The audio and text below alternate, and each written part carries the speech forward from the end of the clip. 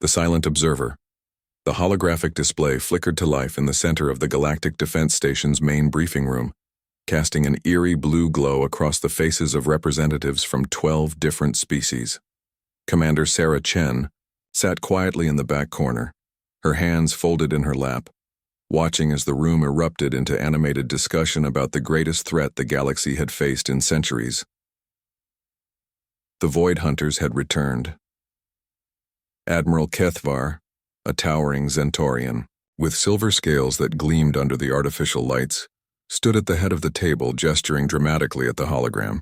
The display showed star systems going dark one by one, entire civilizations vanishing without a trace, leaving behind only empty planets stripped of all life.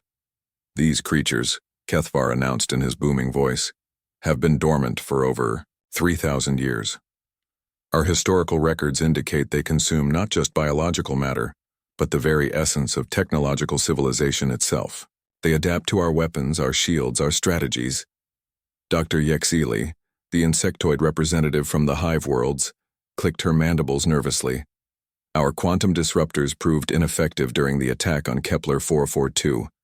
The creatures somehow absorbed the energy and used it to enhance their own abilities. Sarah remained perfectly still, her dark eyes taking in every detail of the conversation.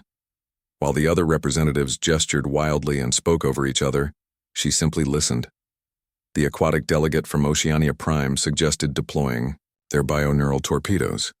The crystalline beings from the Silicon sector proposed using harmonic frequency weapons that could shatter matter at the molecular level. What about plasma bombardment? Suggested General Vortak, a reptilian warrior whose species had conquered half their galaxy before joining the coalition. Saturate entire sectors with concentrated plasma bursts. Deny them any foothold. The room buzzed with agreement until Kethvar shook his massive head. We tried that at the Outer Rim colonies. The Void Hunters somehow redirected the plasma back at our own ships. We lost 3 entire fleets. Sarah watched as each species proposed increasingly complex technological solutions. Antimatter cascades, dimensional rifts, gravitational collapse, weapons, temporal displacement fields. Each suggestion more elaborate than the last, each one meeting with the same response. They had all been tried and failed. 20 minutes into the briefing, Admiral Kethvar noticed the silent human in the corner. Commander Chen, he said, his voice carrying a note of impatience, your species requested representation in this coalition. Do you have nothing to contribute to this discussion? All eyes turned to Sarah. The Zentorian admiral's silver scales rippled with barely contained frustration. The other representatives shifted in their seats, some looking curious, others appearing almost amused by the quiet human who had sat through the entire briefing without saying a word. Sarah met Kethvar's gaze steadily, but said nothing. She simply shook her head once, a barely perceptible movement that somehow spoke volumes. Dr. Yexili's compound eyes focused on Sarah with something resembling pity. Perhaps the human is overwhelmed by the scale of the threat, she suggested in her clicking, musical voice. Their species is relatively new to galactic warfare. Or perhaps, General Vortak hissed, his forked tongue tasting the air, they simply have nothing useful to offer. Humans are known for their primitive military tactics and outdated weaponry. Sarah's expression didn't change. She continued to sit in silence, her hands still folded, her breathing steady and controlled. But behind her calm exterior, her mind was racing. Every proposal she had heard contained the same fundamental flaw. Every species was trying to fight the Void Hunters using the same type of advanced technology that had already proven ineffective. The briefing continued for another hour. Charts and graphs filled the holographic display, showing fleet positions, resource allocations, and defensive strategies. The coalition had assembled the most powerful armada in galactic history, equipped with weapons that could crack planets and shields that could withstand the collapse of stars. And Sarah knew it wouldn't be enough. When the briefing finally ended, the representatives filed out in small groups, their conversations filled with technical jargon and tactical terminology that would have impressed military academies across the galaxy. Sarah remained seated until the room was nearly empty. Admiral Kethvar approached her as she finally stood to leave. Commander Chen, he said, his voice softer now but still tinged with disapproval. I understand that your species may feel outmatched in this conflict. If Earth wishes to withdraw from the coalition, there would be no shame in protecting your own world rather than risking human lives in a battle beyond your capabilities. Sarah looked up at the towering admiral, her expression thoughtful but still silent. After a long moment, she spoke for the first time since entering the briefing room. Admiral, I'd like to request access to your historical archives. Everything you have on the Void Hunters. Their attack patterns, their behavior, their past defeats. Kethavar's scales rippled in what might have been surprise. Of course, but I should warn you that our greatest strategic minds have already analyzed that data extensively. If you're looking for some overlooked technological solution, I'm not, Sarah interrupted quietly. I'm looking for something else entirely. She left the briefing room without another word, leaving behind a group of confused and somewhat insulted alien representatives who couldn't understand why the human had wasted their time if she had nothing to contribute.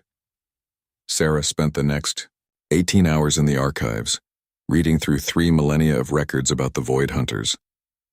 She studied their feeding patterns, their reproduction cycles, their social structure. Most importantly, she analyzed every battle ever fought against them, every tactical approach that had been attempted. The pattern became clear quickly. The Void Hunters were supremely adaptive creatures, capable of learning from each encounter and developing countermeasures to any technological threat they faced. They had evolved to fight against advanced civilizations, to counter sophisticated weapons and complex strategies. But they had one weakness that no one seemed to have considered. They were too adaptable, too focused on countering high technology. They prepared for the sophisticated and the complex, not the simple and unexpected. Sarah pulled up her personal files and began reviewing something the aliens had dismissed as primitive and useless: human military history from before the space age. She read about battles fought with nothing but strategy, cunning, and the willingness to do the unexpected. Guerrilla warfare, psychological operations, deception tactics that relied not on superior technology, but on superior thinking. As she read, a plan began to form in her mind.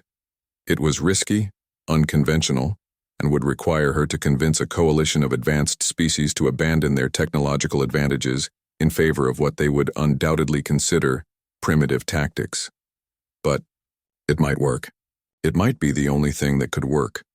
Sarah closed the archive files and made her way to Admiral Kethavar's quarters. When she requested another meeting, the Admiral seemed surprised but agreed to see her. I want to lead a reconnaissance mission, Sarah said without preamble when she entered his office. Small team, minimal technology, behind enemy lines. Kethavar's scales darkened, a sign of confusion among his species. Commander, that would be suicide. The Void Hunters can detect our most advanced stealth technology. A small team would be discovered and consumed within hours. Not if we don't use advanced technology, Sarah replied calmly. Not if we use methods they've never encountered before. The Admiral stared at her for a long moment. You want to send a team with primitive equipment against creatures that have defeated our most powerful weapons? Yes. That's insane. Sarah smiled for the first time since arriving at the station. Admiral, that's exactly what I'm counting on. Kethavar was quiet for several minutes, his silver scales rippling through various shades as he considered her request. Finally, he spoke. If I authorize this mission and you fail, you'll be sending your team to their deaths for nothing. If we don't try something different, Sarah replied, you'll be sending entire fleets to their deaths for nothing. At least give me a chance to prove that sometimes the old ways are better than the new ones. The Admiral's scales settled into a deep bronze color that Sarah had learned indicated reluctant acceptance. Very well, Commander Chen. You have authorization for a reconnaissance mission. But I want to make something clear. When this fails, and I believe it will, Earth's participation in this coalition will be reconsidered. Sarah nodded. Understood, Admiral. But when this succeeds, I hope you'll remember that the quietest voice in the room might have the loudest idea. As she left the Admiral's office, Sarah felt the weight of not just human expectations, but the survival of entire civilizations resting on her shoulders.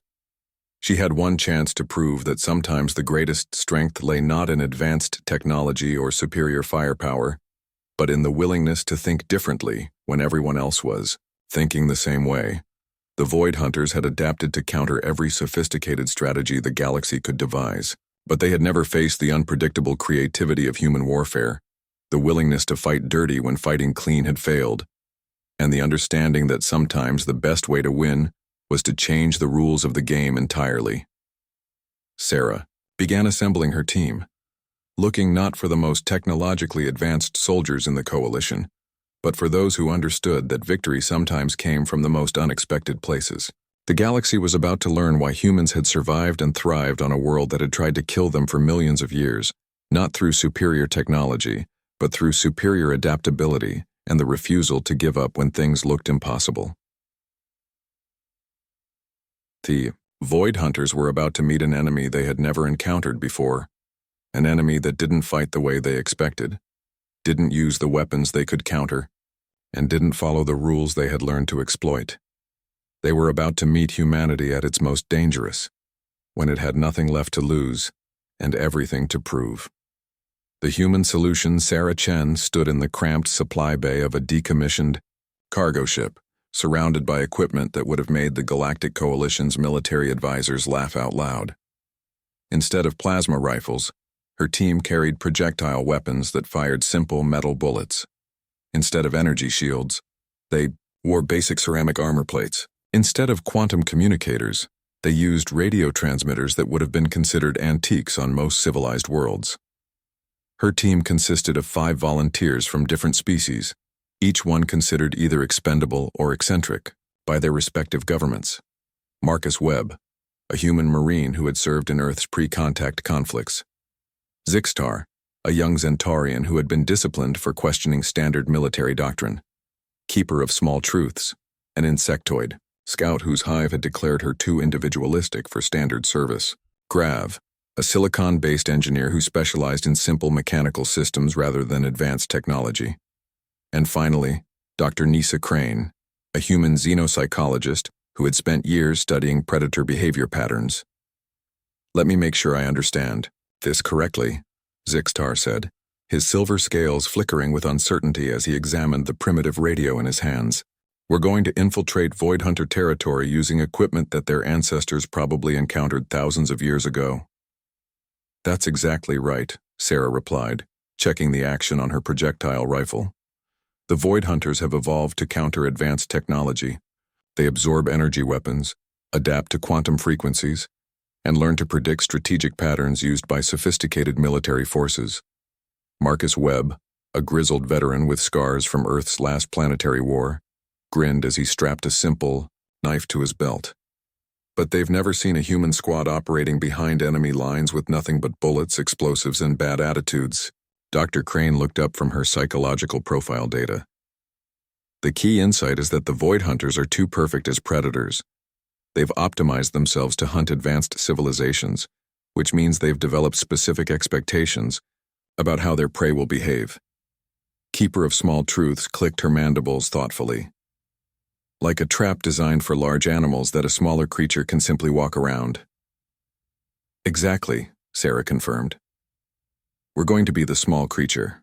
Their ship, the modest proposal, was a testament to human ingenuity applied to alien technology. Rather than trying to create a perfect stealth vessel, Sarah had convinced Grav to modify a simple cargo hauler to run on mechanical systems rather than energy-based ones. The engines were chemical rockets, the navigation system used basic gravitational calculations, and the life support relied on simple air recyclers and water filtration. "This vessel will not evade their sensors," Grav pointed out, his crystalline form resonating with concern. "It will simply not register as a threat." "Which is exactly what we want," Sarah replied.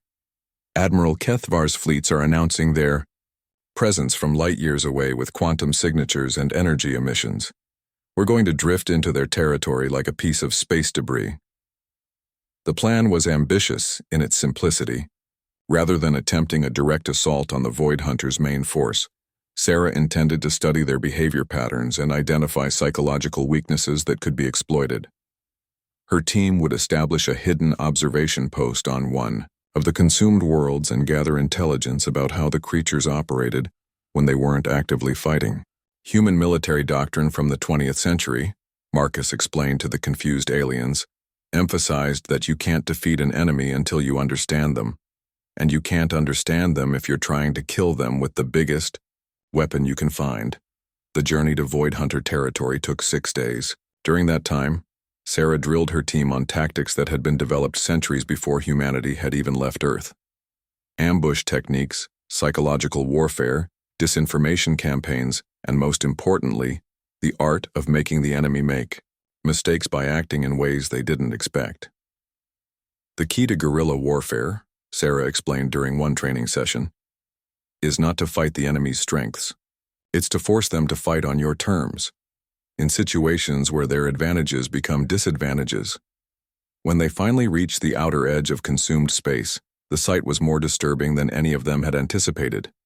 Entire solar systems had been stripped clean, planets reduced to barren rock with perfect geometric precision. Space itself seemed darker here, as if the Void Hunters had somehow consumed the very light from the stars. Thermal readings indicate massive biomechanical structures throughout this system, Grav reported, his voice unusually subdued. They appear to be processing facilities. For what? Zixtar asked. Dr. Crane studied the sensor data with growing unease. Everything, matter, energy, information, they're not just consuming civilizations, they're cataloging them, learning from them. Sarah made the decision to establish their observation post on a small moon that had been partially consumed, but then abandoned. The Void Hunters had taken what they wanted and moved on, leaving behind a hollow shell of rock that provided perfect cover for a small team. For 3 days, they watched and learned. The Void Hunters operated with mechanical precision, following established patterns that had been refined over millennia. They moved in predictable formations, communicated through specific energy frequencies, and responded to threats in ways that had proven effective against advanced military forces for thousands of years. But there were gaps in their behavior, blind spots that no advanced civilization had ever thought to exploit. They're predictable, Sarah announced during a team meeting in their hidden cave. Perfectly, rigidly predictable. Every response is optimized, every movement calculated for maximum efficiency. How is that a weakness? Keeper of small truths, asked. Marcus Webb smiled grimly. Because humans aren't efficient. We're chaotic, unpredictable, and we do things that don't make sense. That's why we survived on Earth when bigger, stronger, faster species went extinct. Sarah activated a simple holographic projector, showing the Void Hunter patrol patterns they had observed. Watch this. Every 6 hours they send scout units to check their perimeter. Same route every time, same formation, same scanning protocols. It's perfect military efficiency, and Zixtar prompted. And it means we know exactly where they'll be and when, Sarah replied. More importantly, it means they're not prepared for someone who doesn't follow perfect military efficiency. The first test of human tactics came sooner than expected. A Void Hunter patrol discovered their hidden ship and moved to investigate. Instead of fleeing or fighting, Sarah implemented a strategy that would have been considered insane by any advanced military commander. She surrendered. The team allowed themselves to be captured, but not before activating a series of simple mechanical devices that had been hidden throughout their ship. As the Void Hunters studied their primitive equipment, trying to understand why anyone would use such obsolete technology, the devices activated. They weren't weapons, they were noisemakers. Suddenly, the perfect silence of space was filled with random sounds, mechanical alarms, radio static, and most importantly, recordings of human music, conversation, and laughter. The Void Hunters' perfectly tuned sensory systems designed to detect and analyze sophisticated technology were overwhelmed by the sheer randomness of human noise. In the confusion, Sarah's team escaped using nothing more complex than explosive bolts and grappling hooks. They made their way back to their observation post, but not before planting several more mechanical devices throughout the Void Hunter facility. Phase 1 complete, Sarah announced as they reached safety. We've introduced chaos into their perfect system. Over the next several days, the Void Hunters began showing signs of confusion. Their patrol patterns became irregular as they tried to account for threats they couldn't understand. Their communication frequencies were disrupted by random human broadcasts. Most importantly, they began making mistakes. Dr. Crane monitored their behavioral changes with growing excitement. They're showing signs of stress. Their decision-making is becoming less efficient, more erratic. The introduction of unpredictable elements is forcing them to adapt, but they can't adapt to pure randomness. Sarah began phase 2 of her plan. Instead of hiding from the Void Hunters, her team began actively harassing them using tactics that made no logical sense. They would attack seemingly random targets, retreat for no apparent reason, and respond to superior force not with surrender or tactical withdrawal, but with increasingly bizarre behavior. Marcus Webb led a mission that involved nothing more than throwing rocks at a Void Hunter processing facility while playing classical music at maximum volume. Keeper of Small Truths used her natural agility to plant simple explosive devices in locations that served no strategic purpose but created maximum psychological impact. The Void Hunters, creatures that had evolved to counter logical military thinking, found themselves completely unable to predict what the humans would do next. Their responses became increasingly desperate as they tried to apply rational countermeasures to fundamentally irrational tactics. The turning point came when Sarah realized that the Void Hunters' greatest strength was also their greatest weakness. They were perfect predators, but they had become too perfect. They had lost the ability to adapt to genuine surprises because they had evolved to counter everything they could logically anticipate. Final phase, Sarah announced to her team. We're going to do something so stupid, so completely illogical, that they won't be able to process it at all. Using nothing more than their chemical rockets and mechanical navigation systems, Sarah's team began broadcasting a signal into space. Not a distress call or a tactical communication, but something the Void Hunters had never encountered in 3,000 years of consuming advanced civilizations. They broadcast an invitation to negotiate. The response was immediate and catastrophic for the Void Hunters. Creatures that had evolved to destroy and consume were suddenly faced with prey that wanted to talk. Their behavioral patterns, refined over millennia to optimize for conflict, had no framework for dealing with attempted diplomacy. The confusion spread throughout their entire force. Command structures broke down as individual Void Hunters waited for instructions that their leaders couldn't provide. Some began fighting each other as different groups developed contradictory responses to the unprecedented situation. Sarah used the chaos to implement the final stage of her plan. Instead of trying to defeat the Void Hunters militarily, she began teaching them to defeat themselves. Using simple psychological manipulation and strategic misdirection, she convinced different groups of Void Hunters that other groups were defective or corrupted. The creatures that had consumed entire civilizations began consuming each other.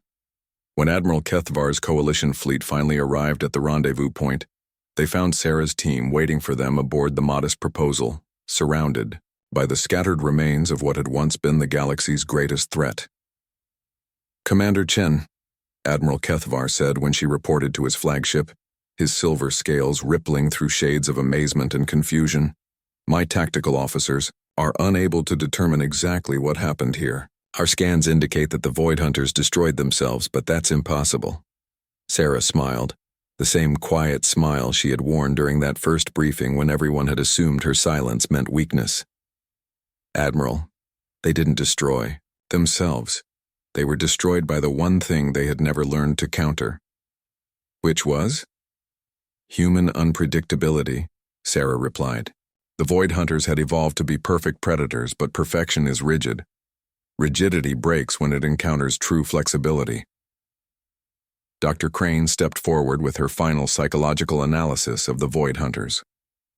They had become too specialized, too focused on countering advanced civilizations. They were like a key that could open any sophisticated lock, but couldn't turn a simple doorknob. Admiral Kethvar looked out at the debris field that had once been an unstoppable force of destruction. "So you defeated them by being primitive?" "No," Sarah corrected. "We defeated them by being human. By refusing to fight the battle they expected, by doing things that didn't make sense, and by remembering that sometimes the best way to win is to make the other side lose. Marcus Webb grinned as he joined the conversation. Plus, it turns out that creatures who have spent 3,000 years eating advanced civilizations have no idea how to handle someone who shows up with a knife and a bad attitude. As the Coalition fleet began salvage operations and the galaxy slowly learned that the greatest threat they had ever faced had been defeated by a small team using primitive weapons and impossible tactics, Sarah Chen returned to her quarters aboard the human vessel. She had proven something important not just to the aliens who had dismissed her silence as weakness, but to humanity itself. Sometimes the quietest voice in the room had the loudest ideas. Sometimes the most primitive approach was the most sophisticated. And sometimes, when facing an enemy that had adapted to counter everything logical and predictable, the best strategy was to be completely illogical and unpredictable. The galaxy would remember this victory not as a triumph of superior technology or overwhelming firepower, but as a reminder that evolution's greatest achievement wasn't perfection, but adaptability. And no species in the known universe was more adaptable than humanity when they had nothing left to lose and everything to prove. Sarah opened her personal log and made a single entry. Mission accomplished. Note for future reference: never underestimate the power of doing something so stupid that it becomes brilliant. The Void Hunters were gone, consumed by their own perfection, when it encountered imperfect humanity. And across the galaxy, other species began to understand that sometimes the most dangerous enemy wasn't the one with the biggest weapons or the most advanced technology, but the one who was willing to change the rules of the game entirely.